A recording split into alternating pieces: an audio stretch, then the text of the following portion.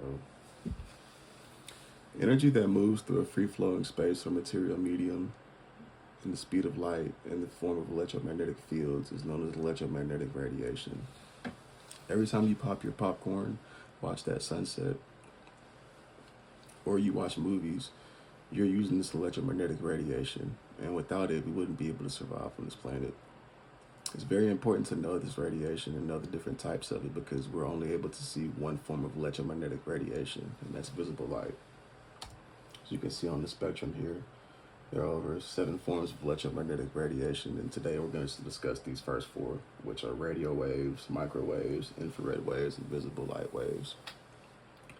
As you can see here, indicated by its name, we're only able to see the form of visible light in the form of light waves or light energy. The other forms of electromagnetic radiation we're not able to perceive with our eyes, as we do have certain limitations in our eyesights as human beings. That's why it's very important for us to know just a lot of information and different properties of this radiation, because as we're not able to observe it, it still poses a very dangerous threat to us as humans, and we need to just know how it works and how it operates in order to be safe. Now, the first form of electromagnetic radiation I plan to discuss are radio waves. Radio waves are usually found at the 0 to 300 gigahertz range, and we use them by using a transmitter and a receiver. The transmitter has an antenna, and so does the receiver, and that transmitter transmits those radio waves, and the antenna on the receiver picks those radio waves up and then transmits them through a microphone into the audible radio that we hear every day. And we also use these waves to detect different objects in our atmosphere and beyond, in our solar system and in outer space. These celestial bodies naturally emit radio waves, and they're able to be picked up by our radio wave telescopes here on Earth, and it gives us a better idea of what we're observing, and we're able to just make pictures and just construct different properties of these waves. So you can see here we have a radio wave being transmitted and received and then turned into audio.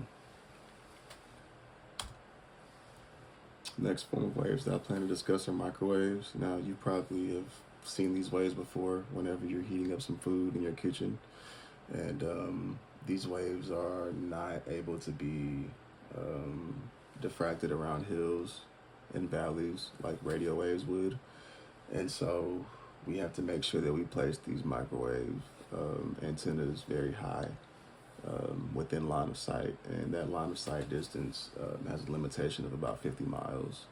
And you'll also notice here we have an image of a weather forecast, and we also have a Doppler radar here. And this Doppler radar detects those microwaves that are being refracted by different precipitated systems, and they're able to be picked up on the radar. And you'll also notice that this microwave antenna is covered, as they're very sensitive to water, and so most microwave antennas you'll definitely see are covered with some white dome or protective structure. And you also have seen this in your kitchen when you're using a microwave. You're heating up food, like I said. We use these waves to just excite the electrons in our food, and that excitation therefore heats those electrons up and heats our food up. This next form of electromagnetic radiation I plan to discuss are infrared waves. And infrared waves are caused by the vibrational rotation of electrons and molecules, especially in living organisms. And some predatory animals can actually see an infrared, like hawks and different foxes, and just animals that would need keen eyesight in order to be able to detect their prey. And this, you can see here we have a camera, and these infrared waves are constantly being emitted, especially by organisms and mammals and birds, of course, warm-blooded animals, and human beings also emit these waves, and you can detect them through infrared cameras. The last type of electromagnetic radiation I plan to discuss is visible light. This radiation is the only type of electromagnetic radiation that we're able to see, and the only source of visible light that we know of is our sun, and it provides all the visible light that we need here on this earth in order to survive. As you can see here, on the spectrum here, visible light comes right after infrared, and it stops right before ultraviolet. And infrared waves and ultraviolet waves we are not able to see.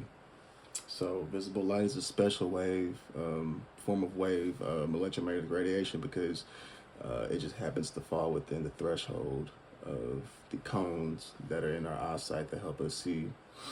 It just happens to fall within that threshold of us being able to perceive it. So it's very special, very, very special. And as you can see here, visible light gets diffracted through our atmosphere, and that visible light being diffracted, most of it is absorbed, but the only color that is diffracted and scattered is blue, and hence is why our sky is blue, and our waters are also blue. So today, today I wanted to just educate you all, or educate you on the electromagnetic spectrum. And okay, every time you watch a movie or pop some popcorn or watch that pretty sunset, just know that that's electromagnetic radiation at work. And it's very important to us. Very important that we know about it, and it's very important to our survival. Thank you.